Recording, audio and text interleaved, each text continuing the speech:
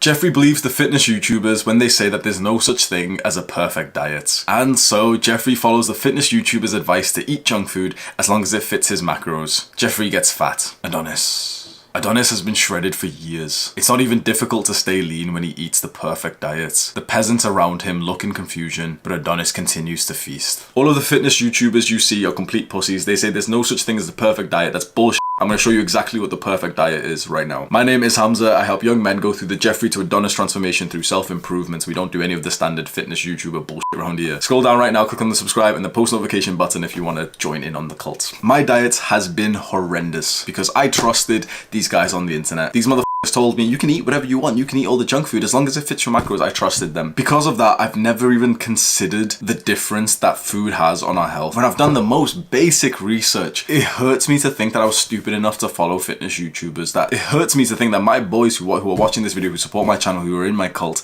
have taken the stupid advice that I have from these big ass fitness YouTubers. Because I'm telling you right now, none of those people are healthy. Just because they've got muscle and they're like shredded does not mean they're healthy, and it does not mean that they will still be alive 10 to 15 years from now. A lot of those motherfuckers are gonna get diabetes very soon. And I've said this a few times, I'll still keep saying it. You're going to start seeing them literally die. Like, you're going to see big fitness YouTubers start to die in the next 10 years because of the stupid ass diet that they're on. And I followed that advice every single day, bro. I was eating junk. The amount of junk food I was eating, I was going to McDonald's. Like, I've literally got a video, the semi-viral video that I released, the aesthetic body guide. And I literally said, oh, I eat junk food every day. I go to McDonald's every single day. I used to, like, that was not an exaggeration. It was every single day I was eating that shit, bro. Because all macros are the, you know, if all calories are the same, just eat your macros. Why would I eat clean? Like, what's the reason of eating clean? What's the reason of thinking about health if all macros are the same? You may as well eat whatever you want, right? And so I have always struggled with binge eating to the point that it makes me cry. The fitness transformation, like my body transformation, is one of the most important things to me. And feeling like you don't have any control over your diet, which you probably can relate to. Like, you want to improve your diet, you just keep on making the same mistakes. It's because the food that the people online, like, they're supposed to help you, but the food that these people are suggesting for you to eat, one, it makes them more money. You know, they get more views if it's the guy who's jacked and he's got the picture of the cereal and he says, oh, what I eat in a day, full day of eating as the fitness person. Like, but two, that food is literally addictive. The reason why you keep finding yourself just f***ing up on your diet is because you're literally addicted to junk food and you're surrounded by a culture that promotes it. It took me a while. Like, I went through a very like, I had to change my life to change my diet. It wasn't the other way around. I had to truly, like, I had to move out of this f***ing city. I had to move back into my parents' house. I had to severely reduce how much I use the internet. I don't watch YouTube videos. I especially don't watch f***ing fitness YouTubers. I had to reduce all of this and start looking at, like, real nutritional research. And every single time I'd look through, I'd just be thinking, like, those fitness YouTubers, like, they have no clue what they're talking about, saying that all calories are the same, that you can eat 700, like, these motherfuckers dead ass eat hundreds of grams of sugar per day, and they're like, oh, but if it fits your macros. And so just over a year ago, I truly started to transform my diet. I did some crazy things to do this. Over the last year, the whole year, I have had visible abs. Like, there is not one point over the whole year that I've not had visible abs. Like, this is unheard of for me. I've gotten lean before, but I would literally get lean. Like, here's a few pictures of me in uni and everything. I would get lean and I would just start to gain the weight back, because you can force yourself to get into the calorie deficit, but eventually it gets quite, like, restrictive. You've got 2,000 calories a day, you want to eat more. And the moment I start eating more, I just start binge eating again. And so I would get lean, I'd do all that work, and then I'd lose the physique that I was, like, really proud to build. Up until the last year, where now I promise you, this is the truth, I can control my body fat percentage. I have full control over my diet now, because you don't get a feeling of uncontrollable urges and cravings when you eat the food that I'm about to suggest to you in the perfect diet. The perfect diet has 4 factors. It maximizes muscle growth, it minimizes fat loss, it improves your health, and it feels sustainable. If you find a diet that has all 4, you will become a millionaire. Let's break that down. Maximizing muscle growth comes from a diet in the macronutrients that are high in protein, high in complex carbs, not bullshit carbs, not pussy carbs. We're not going to eat sugar, not simple carbs. High in complex carbs and moderate fats. So we need protein around the clock to maximize muscle protein synthesis. And you can imagine this is like the process of turning protein into muscle. Like, very, very stupidly simplified. And this is how it works. Once we eat protein, this ability to make muscle is elevated, but it's like a wave and it starts going down after we've ate protein. And if we eat more protein, it goes up. What we'd like to do is keep this elevated through the entire day. Next, we want want complex carbs around our workouts. This will increase glycogen, and that pretty much makes you stronger and just perform better in the gym, which will mean more muscle gain. Finally, we want moderate fats. We're not going to do the full keto bullshit. We just want moderate fats, which will just make sure that all of our hormones like testosterone are regulated and in a nice healthy level. We'll break this down in more detail soon. The second part of the perfect diet comes from minimizing fat gain, and this comes from fasting. There is no better way to structure your diet than fasting. Fasting means to not eat certain things. Most people think that it's calories. Most people think that you fast from calories. That's bullshit. We fast from carbs, maybe fats, but not calories, especially not protein. So the issue that most people have, most bodybuilders, if you're into building muscle, if you've been lifting weights for a while, the issue that you may have had with fasting, with intermittent fasting, is that you don't get protein in. These guys are telling you, okay, wake up, don't eat protein, don't eat any calories for a couple more hours till 2 p.m. But then you miss the muscle protein synthesis window that we talked about before. So we're going to couple a few things, and we're going to do what I call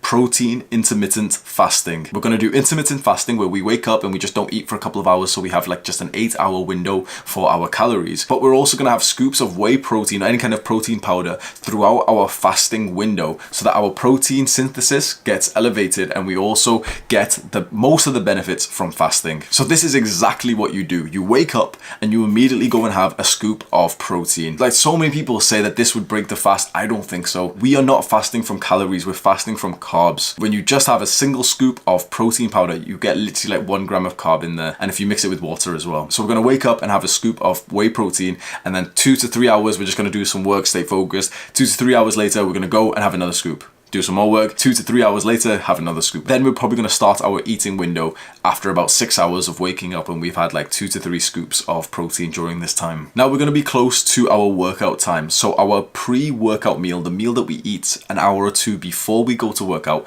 will be high in complex carbs, moderate in protein. It doesn't need to be high in protein because we've just had a bunch of protein scoops, and it's going to be about moderate in fats too. And then post-workout, so the meal that we eat half an hour to 1 hour to 2 hours after our workout is going to be pretty much the same. We're going to go into more detail of exactly what you should eat, but this is the structure of the perfect diet. We're going to wake up, do intermittent fasting, but also get scoops of whey protein during the fasting window. When we break our fast, we're going to make sure that we get complex carbs before and after our workout. So that's 2 things checked off the perfect diet already, and we have 2 more. We've got to make sure this perfect diet optimizes our health and it also feels sustainable. To optimize our health in terms of diet gets very confusing, and no one really knows exactly what health really means. When you really think about it, health in terms of diet, what are you thinking? Because most people will still think it's fat loss, but we've covered the fat section. So health is actually about your gut microbiome. It's like the second brain of our body. The foods that optimize and keep our gut healthy, we can say are healthy foods. I'm gonna have a big list of healthy ingredients, but in general, it's kind of like the unsexy answer is that it's a lot of vegetables and fruits and like natural, unprocessed, non-garbage food. You don't see McDonald's in there. You don't see V-shred. Pizza, shut up, bro. It's literally just like the one base ingredients. That's the phrase I've always said is generally, if you eat the base ingredient, you will stay healthy. The base ingredient is what you're looking for. So instead of looking for like chips, and if you go into the frozen section in some like dumbass supermarket, they're selling chips and it's got like a bunch of different ingredients. It's been processed already. The main ingredient that you wanted was potatoes. Now, if you look for the ingredient list on potatoes, there isn't one. They literally don't have an ingredient list there. Why? Because the ingredient in potatoes is potato.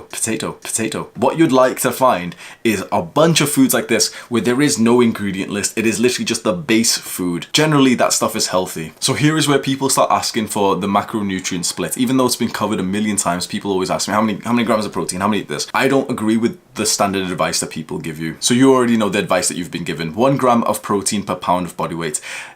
It's pretty stupid advice. Doesn't really work for most people because a 200-pound guy should generally not be eating 200 grams of protein unless he's a jacked bodybuilder. 1 gram of protein per pound of body weight doesn't work. What I would say instead is eat into the range of 120 grams of protein to about 180 grams of protein. If you end up inside of this range, fine. Like, what we care more about is that you get relatively close to the ideal number. Like, you get close enough to a range of it than to specifically say, okay, I'm 165 pounds, so I should hit 165 grams of protein. And honestly, I've even changed the way that I track food, and I suggest you to do this. Don't even track macros. I don't think there's that much of a benefit to making sure that you get the absolute most optimum amount of carbs and fats, you know, the split or the percentage split. that reduces the fourth part of the perfect diet, which is sustainability. Because the easier way to wrap your mind around all this is to think, okay, you have X calories. Let's say you've got 2,000 calories. It's easier to say you've got 2,000 calories, get into the range of 120 to 180 grams of protein. Anywhere around this range, in this range, is going to be good enough. And then think purely about just filling up the 2,000 calories with the huge list of ingredients here. So you might be looking at this list of ingredients and feeling a little bit, okay, confused. Like, okay, like how would I make this into a realistic meal? Literally, choose a couple of them which you think, would pair well together, and just make them together. Put them all onto a plate. Like, you don't have to make a pre-designed meal that normal people eat. Like, we don't need like the name of a meal that normal people eat on the normal diets. We can have a meal which is lentils and potatoes. We can have a meal which is yogurt and raspberries, oats and nuts. Now, because we've gave you the flexibility to just say, okay, reach this many calories with roughly this much protein, and what's inside the calories, if you pick from this ingredient list, it's going to be healthy. You now have the flexibility to look at this list and just kind of see which one you feel like having today. And that's actually the more healthy way to do things, because long story short, in terms of our gut health, it's better to eat like different things, quite different things, because a variety, it's kind of like cliche terms, but like a variety of fruits and vegetables is the best for your health. It's not exactly the best for in terms of just, consistency, knowing that you've got the exact same meal every day. I prefer to do that personally. I prefer to literally just have the same meals every single day. But in terms of maximizing health, it's better to just rotate a bunch of these ingredients around. Like, you've got your list, you've got your calories, you know roughly how much protein to have, and maybe you need to get like a couple more scoops of protein in. There you go. Do the hard work, especially when you don't feel like it.